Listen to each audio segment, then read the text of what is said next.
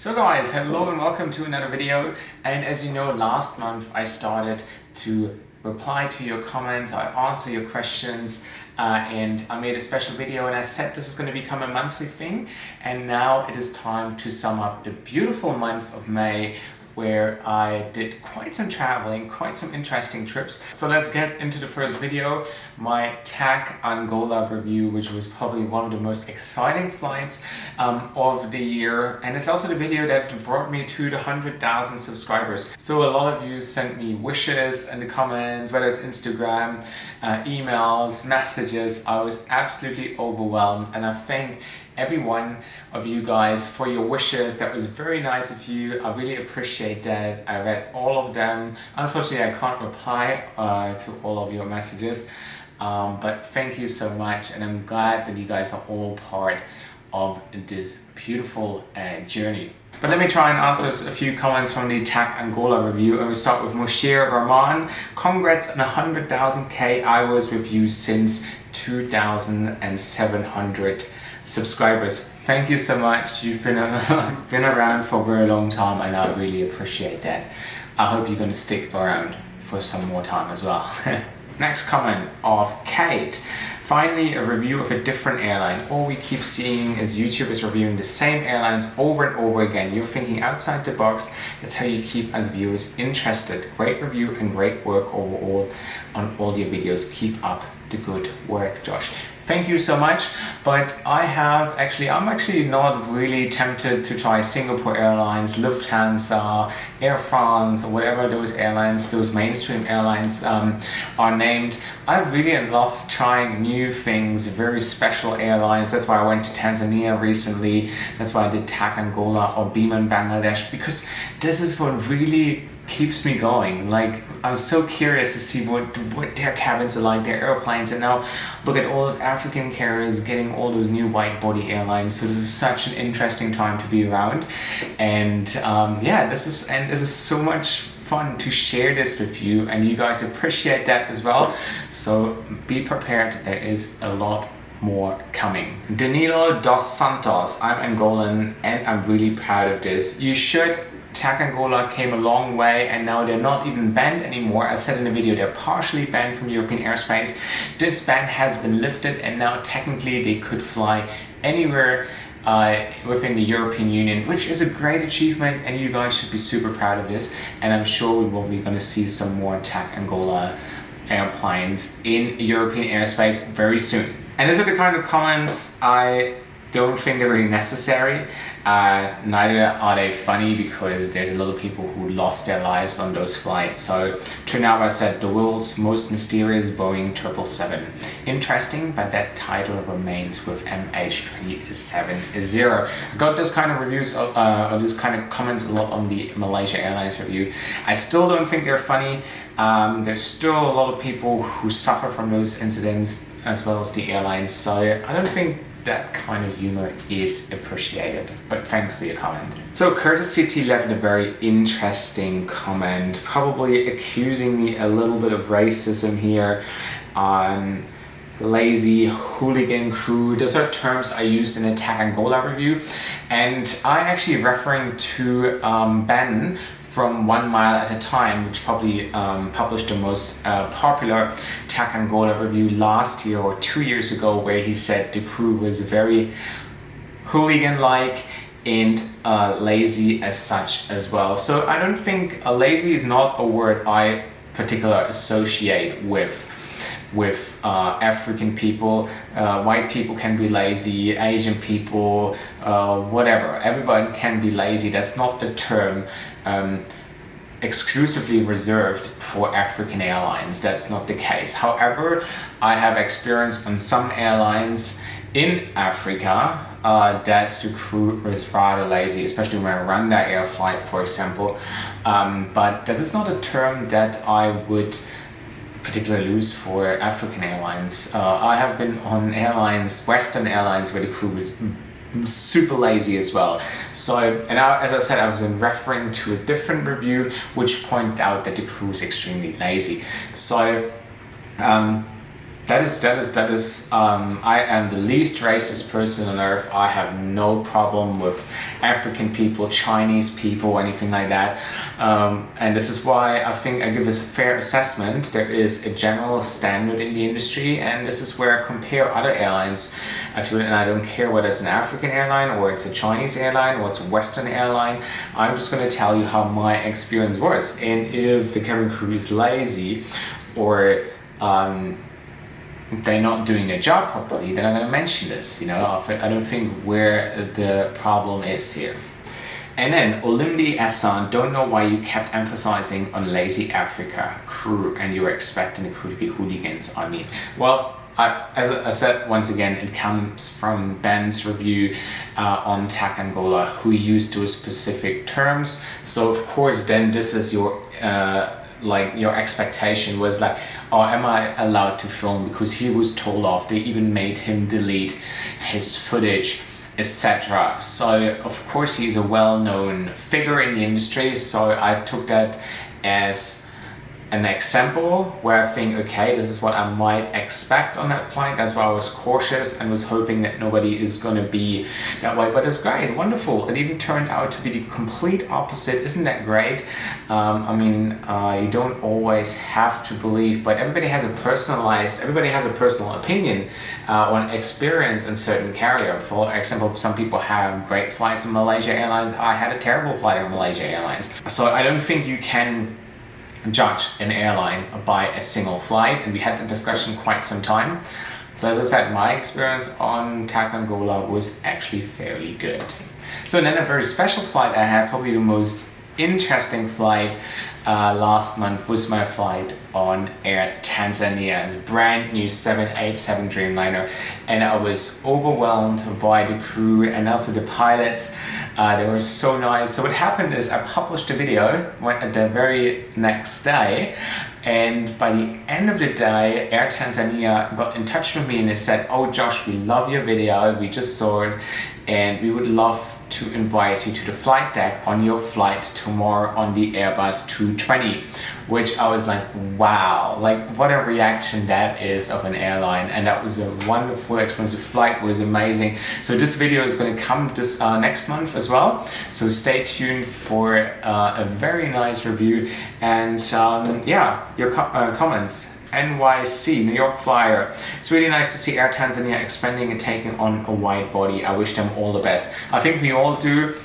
It's great to see these African airlines all coming up with brand new strategies and new airplanes, new management, and they're really eager to step up their games. Uganda Airlines, for example, they've just ordered 2 Airbus 330 Neos. There is a lot of exciting times ahead, and African aviation is going to just become more and more interesting. I can't wait to be part of this. Trust me, that was my last trip to Africa. Ben Farrell, fun fact, Freddie Mercury from Queen is from Tanzania, if you didn't know that. And if you haven't watched Bohemian Rhapsody yet, check it out. Very interesting fact. Thanks, Ben, for contributing. T1910J, thank you for reviewing my country's airline. I must say though that you butchered the hell out of Swahili. The Swahili red. That is right. I tried. I tried to read the safety instructions in the local language. I think I've done a terrible job. I don't know even why, most of the people commented from Tanzania, I did a brilliant job. Don't worry, you can be as honest as you want. I know that I've done probably the most terrible job ever recorded trying to speak Swahili. But thanks for your honesty, much appreciated. And then NL Aviation, Josh, another great trip report. The pilots are really great, good guys. Yeah, they were wonderful people. They helped me getting to the flight deck on my second flight, and they were really nice, and they are just as excited to send this airplane on a long haul flight. So stay tuned, there's a lot more to come from Air Tanzania. So then I also flew Aeromexico on this flight. I was terribly sick. That was probably one of the hardest reviews for me to make. And there were a few comments. Gene Power, thank you for your review. Thank you for your review of Aeromexico. I have a reservation with them soon and I needed your expert opinion. Based on your review, I look forward to my trip. Thank you very much. That is always my goal, to give you an authentic experience of what it is like to travel a certain carrier. Of course, your experience could be completely different. It always depends on the crew and the airplane, and there's so many factors that matters, but generally you get a very good idea, at least of the hard product. Darits, interesting review, Josh, and good to know about Aeromexico 787 service. I did find it odd that the flight attendant crew did not once engage with you with any real type of hospitality at all and did not interact. The coldness came through in a big way. Not good, especially for a long flight. That's right, that was the only thing that was a bit worrying about Aeromexico, that the crew had literally zero interest to engage with any of their passengers, and they have been a bit more engaging though with Spanish speaking passengers. That's what I noticed on the flight. And then recently I watched Global Travel TV's Aeromexico review, and they had pretty much the same experience, and they were always approached in Spanish a couple of times, but they don't speak Spanish either. So yeah, there was literally no engagement from the crew, which I found a little sad. But on my second flight from Mexico City to LA, I had actually very nice crew which were up for a little chat as well. DB, nice video. How often do you fly in a month? And do you ever get tired of flying and airplane food? Yes, I do get tired of flying. That occasionally happens. But right now I'm in Toronto, Canada, and I took a month off just not to spend my entire life at airports and lounges. How often do I fly in a month? I'd say probably 10 times, twice a week. It always depends. This month, hopefully not at all. But of course I get tired of airplane food as well. I do have to say that sometimes airplane food can be very, very good. But sometimes you look at the airplane food and you be like, no, I'd rather just bring my own food. But yeah, I do get tired, as we all do. And then a flight I very much enjoyed was my flight on Condor. Even though the product is a bit outdated, however, I loved the crew, I loved everything about it. And the guy who was sitting next to me, Bill, was such a great companion. We met right boarding, and he was so happy to be part of this whole review, and I think it turned out into like something really, really special. And Condor, I've done another flight with Condor, so there's a very special video coming very soon, so stay tuned for that one as well. And in the intro of the video I said that I was very excited flying a 767, and I asked you to guess which airline, with which airline did I take my very first 767 flight. And I gave you a little clue. I said they had 4 of them and they have been replacing them with 777s. It is indeed Ukraine International Airlines. Dohan Daniel Kim said it right, as many others of you. But that was my very first flight from Kiev, Ukraine, all the way to Bangkok. And I remember I flew economy class and half of the plane was empty, so I had a flat bed pretty much in economy class, because they have a different configuration, the 2-4-2, which is a bit more packed, but then if the airplane is empty, you have a wonderful flat bed. Literally, I had a great sleep, and I remember the service to be really good, and so was the crew.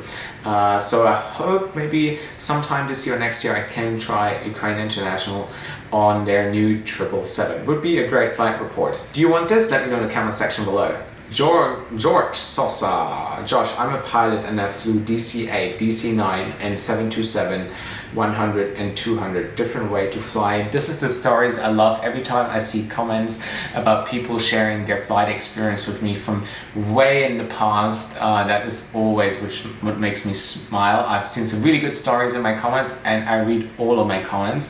So keep on sharing, guys, what you have, because I really want to know. And this is what I appreciate so much. You guys are so interested in all this as well, that you always have good stories. So Watford FC, one of my Patreon supporters, thank you very much.